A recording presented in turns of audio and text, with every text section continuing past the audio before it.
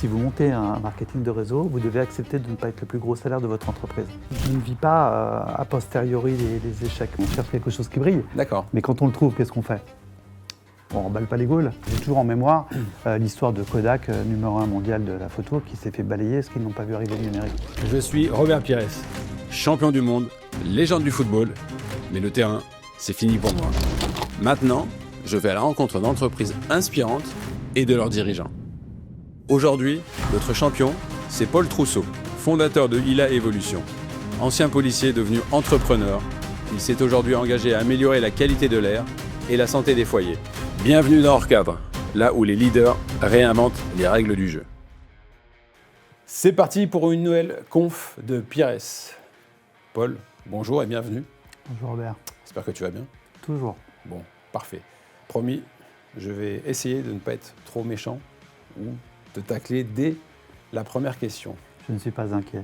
Bon, parfait. Est-ce que tu es prêt? Alors je suis prêt, mais je ne connais pas du tout. Volontairement, je n'ai pas regardé ce que tu avais fait dans ce, Eh ben, dans c'est ce bien. modèle. On part à l'aventure. Voilà. Allez, On y c'est va. parti. Première question. Comment, en une phrase, est-ce que tu définirais aujourd'hui ILA Evolution? C'est mon bébé, c'est ma société que j'ai créée en 2016 avec des gens bien, évidemment. On n'a gardé que des gens bien. Et puis elle grandit comme un enfant.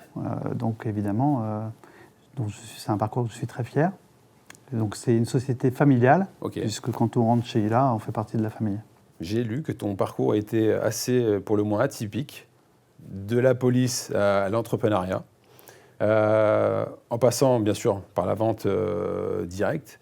Qu'est-ce qui t'a motivé à faire ce grand saut? Parce que c'est vraiment un grand saut. On est d'accord ou pas? Oui, après la vie est faite de belles coïncidences. Le hasard, j'ai reçu chez moi quelqu'un qui est venu montrer un appareil génial. Et j'ai trouvé ça assez sympathique, sans penser au démarrage à en faire un métier ou à saisir une opportunité quelconque. Au départ, j'ai surtout recommandé ça autour de moi et j'ai vu que tout le monde adhérait à ce produit. Sur 16 personnes que j'avais recommandées, 14 avaient pris le produit en question. D'accord. Et tu es favorable? Oui, la Carban avait acheté. Ouais. Donc, je me suis dit, il y a peut-être quelque chose à faire. Et j'ai toujours cherché à investir. J'ai toujours cherché à m'élever dans l'échelle sociale, puisque je suis enfant d'ouvrier. J'ai toujours vécu en HLM. Donc, j'ai toujours cherché à m'élever socialement. Déjà dans la fonction publique, parce que j'ai passé différents concours. Et puis je m'étais dit, tiens, peut-être que c'est un produit d'avenir, c'est écologique, ça parle de santé. Donc voilà. Quels ont été, selon toi, les tournants décisifs de ton aventure d'entrepreneuriat? Les rencontres. D'accord. Justement. C'est qu'une histoire de rencontre, qu'une histoire d'humain. Tu ne peux t'établir dans une vie que si tu as les bonnes personnes autour de toi. Mais il faut, mais il faut toujours trouver là où les bonnes personnes. Il faut continuer de les chercher, même quand tu les as trouvées. Je nous compare toujours comme des orpailleurs. D'accord. C'est-à-dire qu'on a les pieds dans l'eau froide, glacée, et on secoue une passoire avec de la glace dedans et on cherche quelque chose qui brille. D'accord. Mais quand on le trouve, qu'est-ce qu'on fait? On ne remballe pas les Gaules, on en cherche un autre, et ainsi de suite. C'est pareil pour nous. Quels sont les grands enjeux qui vous occupent actuellement? Nous, c'est vraiment le marketing de réseau, la vente directe, c'est vraiment des codes particuliers, puisque, encore une fois, on n'est pas sur un modèle classique, on n'a pas de locaux, on va chez les gens, donc il faut être cool, il faut être sympa, pour qu'ils aient envie de nous recommander, encore une fois. Et ce n'est pas du tout les mêmes modèles. Donc il faut vraiment trouver les bonnes personnes. On ne peut pas décider demain de se dire, tiens, on va aller ouvrir une équipe ILA à Biarritz. Voilà. Ça, c'est pas possible? Non. Si tu n'as pas la personne qui va gérer l'équipe, qui va manager, qui va bouger un peu les gens, parce que c'est beaucoup de compléments de revenus dans le marketing de réseau ou dans la vente directe. Beaucoup commencent en complément de revenus. Tous mes temps pleins sont des anciens compléments de revenus, et à commencer par moi. Parce que j'ai cumulé la fonction publique et cette activité pendant 2 ans. Donc, il faut vraiment toujours des gens qui amènent un côté un peu peps, un peu patate, pour bouger les gens en plus de leur boulot. D'accord. Il faut savoir que les gens, des fois, ont des journées compliquées, ils ont la famille, les enfants, et il faut qu'ils ressortent pour faire des démonstrations de nos produits.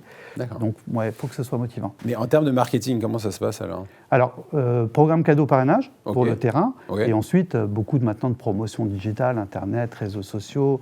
On a une équipe de plus en plus fournie également de personnes qui font des contenus, donc on commence à rayonner pas mal. J'ai toujours en mémoire l'histoire de Kodak, numéro 1 mondial de la photo, qui s'est fait balayer parce qu'ils n'ont pas vu arriver le numérique. Intéressant. Ouais. Paul, merci pour la conf de Pires. On va passer maintenant à la partie 2. Place à l'interview musclée. Tu es prêt? Toujours. C'est bien. Paul, nous voilà dans la deuxième partie de l'émission à regarder la première vidéo. C'est parti.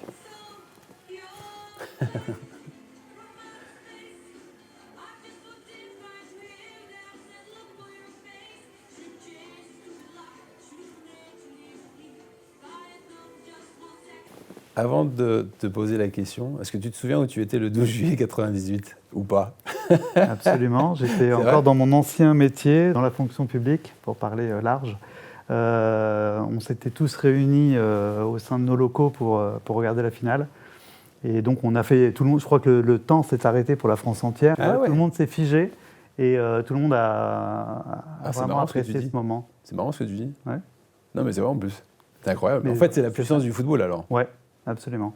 Quelle est ta plus grande victoire professionnelle? Je suis tellement reconnaissant des gens qui m'ont suivi, qui m'ont fait confiance, qui sont toujours avec moi et qui, sans eux, je ne serais pas là aujourd'hui. Ça c'est important, de bien s'entourer. Très important. On va passer à la deuxième vidéo. Allez.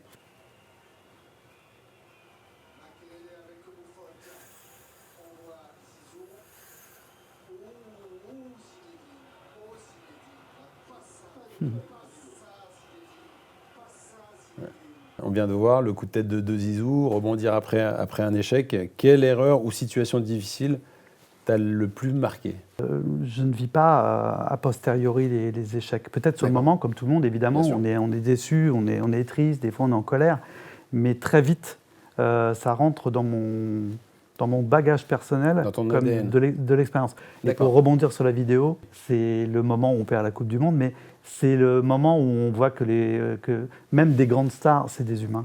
Je relativise beaucoup, je suis très mesuré, je ne suis pas dans l'excès. Là, par exemple, ce mois-ci, on est sur un mois de record hors norme. Il faut le dire. On va presque, peut-être, on ne sera pas au double de l'année dernière au même mois, mais on n'est pas loin. On a une progression de 20% sur toute l'année, c'est énorme pour une société, surtout à l'heure actuelle. Mais je suis toujours mesuré, voilà, tranquille. On verra à la fin du mois. Ouais, non, mais c'est bien. Mais après, il faut le dire, et puis être reconnaissant du travail que tu fais et que ton équipe peut faire aussi, à tes côtés. Surtout l'équipe. Je me définis souvent comme un chef d'orchestre. Moi, mon boulot, c'est que le piano joue pas en même temps que la grosse caisse. D'accord. Sinon, on les entend pas. Donc, en fait, je suis juste là pour veiller à ce que tout fonctionne bien, mais c'est eux qui jouent la partition. Intéressant. Merci, Paul. Troisième vidéo. C'est parti.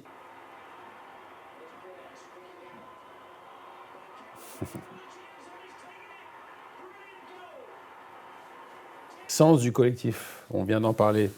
Comment cultives-tu la motivation et l'esprit d'équipe dans un réseau aussi étendu? Pas facile, puisque personne n'est pareil. Tu t'adaptes? C'est très compliqué, mais c'est le but. En tout cas, c'est ce qu'il faut essayer d'atteindre. Et c'est ce que j'essaye d'inculquer aussi, puisque c'est un métier un peu d'arborescence. Il faut quand même former des gens pour pouvoir coacher tout le monde. Tu ne peux pas coacher sur 4 fuseaux horaires 600 personnes, évidemment.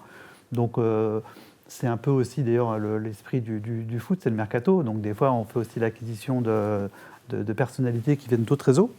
Je pense justement sur les Antilles. On a fait des super recrutements qui nous ont permis, d'ailleurs, d'ouvrir les Antilles. Déjà, je pense à Astrid pour la Martinique et à Peggy pour la Guadeloupe. Mais vous voyez, c'est vraiment le sens du collectif. Bien sûr. Tout est résumé. Sans ça, tu ne peux évidemment rien faire. Donc pour les motiver, évidemment, essayer de leur transmettre un peu la flamme. Bien sûr. Et après, les récompenser. Bien sûr, toujours. Voilà. Donc il faut que ce soit lucratif. Il faut que ce soit intéressant, motivant, enrichissant, mais évidemment lucratif. Parce que personne ne travaille pour la gloire. Et je pense que notre réseau, en tout cas nous, on a inversé la tendance et on a mis la plus grosse marge du produit sur les conseillers de terrain. C'est ça qui fait la différence avec les autres réseaux. Ce que les autres n'ont toujours pas compris. En fait, quand j'ai... Donc tu as de l'avance sur les autres. Oui, mais en fait, quand j'ai ouvert le premier bouquin, je raconte souvent cette anecdote, mais elle est vraie. Quand j'ai ouvert mon premier bouquin sur la vente directe, marketing de réseau un peu à l'américaine, c'était marqué « Si vous montez un marketing de réseau, vous devez accepter de ne pas être le plus gros salaire de votre entreprise ». Et ça m'a heurté.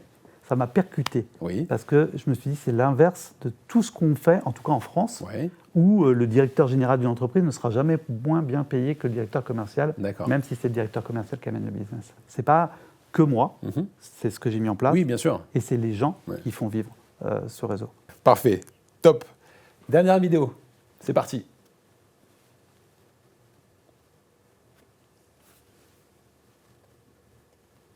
Donc ça, c'est coaching gagnant. On peut voir la communication entre deux joueurs. Quel a été le pari stratégique le plus audacieux de ta carrière ? La création d'Ila Evolution. Ok. Puisque j'avais démarré sur une ancienne structure avec des mauvais choix tactiques. Puis en plus, j'aime pas parler justement de ce qui pourrait penser être un échec. Parce que, je ne sais pas si tu l'as déjà fait ça, de fermer les yeux et de remonter au plus loin que tu peux remonter dans tes souvenirs, pour savoir à quel moment, si tu n'avais pas fait telle chose, tu ne serais pas là aujourd'hui. C'est impressionnant. Ça m'est déjà arrivé. C'est impressionnant, parce que d'ailleurs, tout est lié. Parce que tu ne serais peut-être pas là, tu n'aurais peut-être pas fait de foot, tu n'aurais peut-être pas rencontré les gens que tu as rencontrés. Voilà, tu vois. Et du coup, on s'en fout. Franchement, les erreurs tactiques ou techniques ou les échecs, vraiment. Après, sur le moment, évidemment, on ne s'en fout pas. Mais après, je me dis, tout était bon, en fait. Donc la prépa tactique, je fais, en fait. On avance, on fait. Si ça fonctionne, on pérennise. Bien sûr. Si ça ne fonctionne pas, on change. Bien sûr. Bon, c'est pas fini. En tout cas, la conf musclée, elle est terminée. J'ai encore 2 petites questions. Donc, on se tourne vers l'avenir. Et selon toi, quelle grande transformation va faire évoluer ILA dans tes prochaines années, surtout dans la technologie ? Alors déjà, la prise de conscience de tout le monde de la santé. La santé arrive maintenant au premier plan, de la respiration, puisque beaucoup de gens, malheureusement, oui et non, important quand même, se sont surtout penchés sur le diététique, sur ce qu'on mange, sur ce qu'on boit, mais personne n'a réfléchi, je le dis souvent, c'est une petite phrase qui fait sourire, mais la première chose qu'on a fait en arrivant sur Terre, c'est pas de manger, c'est de respirer, et c'est la dernière chose qu'on fera sur Terre. La respiration va dans le sang, va dans tous les organes, et on se rend de plus en plus compte que le deuxième cerveau, qui est justement la nutrition, les intestins, est le premier. Mais pas que pour la nourriture, parce que tout a une incidence. Donc je pense que ça, avec l'épisode Covid, ça a mis un coup de boost, puisque les gens ont vraiment pris conscience que l'intérieur de chez eux était un havre de paix qu'il fallait quand même conserver. Donc, je dirais l'avancée technologique, nous, on est à la pointe. Voilà, la filtration à eau, pour moi, c'est la meilleure filtration du monde. Ça capte de l'infiniment petit, il n'y a pas de problème de taille d'éléments à filtrer, on va capter d'éléments moléculaires. Donc, nous, on est au top. Ce qu'il faut maintenant, c'est que les gens y viennent. Voilà, pour moi, que ce soit chez ILA ou peut-être demain chez un concurrent. Chez ILA, c'est bien. C'est mieux chez ILA. Mais tu vois, je serais fair play en disant, d'ailleurs, je l'ai dit une fois à un client qui me demandait par rapport à d'autres systèmes qui pouvaient s'apparenter aux nôtres, qu'est-ce qui était le mieux ? Je lui ai dit, vous avez des enfants ? Il me dit, oui, prenez-en un. Si ce n'est pas le mien, tant pis. Deuxième question, tu as connu plusieurs vies. Aujourd'hui, quel conseil donnerais-tu à quelqu'un qui veut se lancer, mais qui doute un peu ? Si tu avais un petit conseil pour cette personne. On parlait d'échec tout à l'heure. L'échec, c'est quand tu arrêtes d'essayer. Oui. Voilà, donc tant que tu n'as pas arrêté d'essayer, tu n'es pas en situation d'échec. Donc, il faut essayer, réessayer et toujours avancer. Donc, oser saisir les bonnes opportunités, les rechercher. Parce que c'est sûr que si tu es dans ton canapé en train de regarder la télé, il ne va pas se passer grand-chose. Donc, il faut sortir de chez soi, il faut rencontrer des gens, il faut parler, discuter, être curieux. Vraiment, c'est le truc. Des fois, la curiosité, c'est ce qui manque à beaucoup de gens. Des fois, on essaie juste d'aller chez eux pour leur présenter un produit, ils ont déjà un a priori. Alors qu'en fait, on ne leur demande pas un chèque, on ne leur demande pas d'acheter quoi que ce soit. Déjà, regardez. Bien sûr. Et après, vous pourrez critiquer. Bien sûr. Vous pouvez très bien trouver ça naze. Mais bien sûr. Mais voyez-le. Oui. Voilà. Regardez, si vous dites écoutez. que ce n'est pas bien alors que vous ne l'avez pas vu, je ne vois pas l'intérêt. C'est un peu comme parler d'un bon vin sans l'avoir goûté. Aucun intérêt. Donc, je dis, soyez curieux. Profitez de tout, chaque instant doit être utilisé. Voilà, ça c'est une phrase que j'aime beaucoup d'un grand écrivain de la vente directe, c'est Jim Rohn. C'est vraiment profiter de chaque instant. Des fois, tu n'as pas envie, des fois, tu es chez toi, tu as un ami qui t'appelle, il vient, on va voir tel truc. Vas-y. Il faut y aller. Il faut y aller. J'aime beaucoup. Il faut être curieux. Il faut. Ça, c'est important. Merci à toi. Bravo, mais pas seulement à toi, à ton équipe. Je crois qu'elle fait un travail assez remarquable. En tout cas, pour nous, on va se retrouver très vite pour un nouvel épisode, toujours dans Hors Cadre.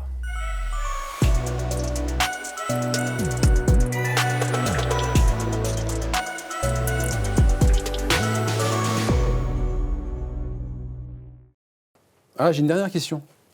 La grenouille. Pourquoi la grenouille ? Pourquoi la grenouille ?